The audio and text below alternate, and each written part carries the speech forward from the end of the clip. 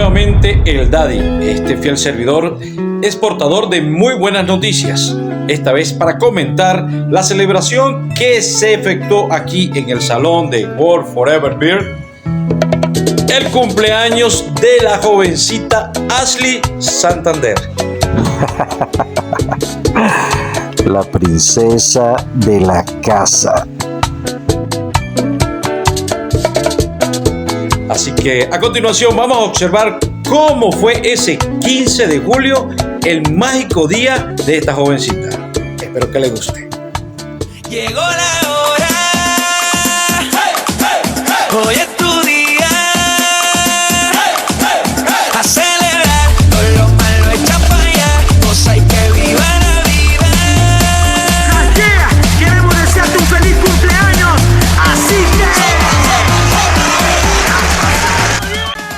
Hasta que llegó el momento de los juegos y diversión para todos los niños y los premios sorpresa.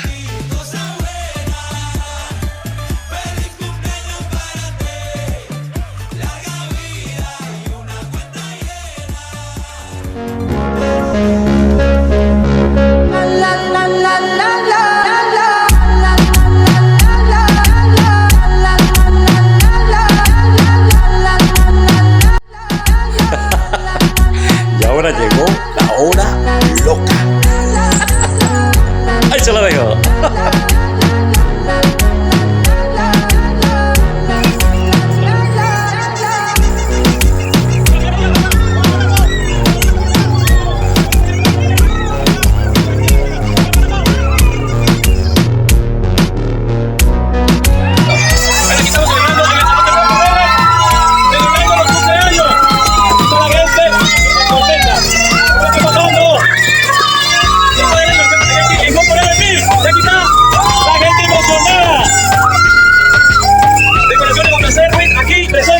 El pastel de la compañera.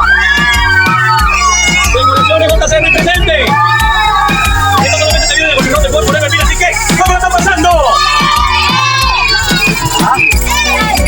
Hasta que llegó la hora del pastel. Que los cumplas feliz, que los cumplas feliz, que los cumplas feliz. Bueno, princesa, espero que te haya gustado la gran sorpresa que te realizaron tus padres, familiares y amigos, y que, bueno, Dios siempre te bendiga y te guíe al camino del éxito. Forever Beer. Se les quiere.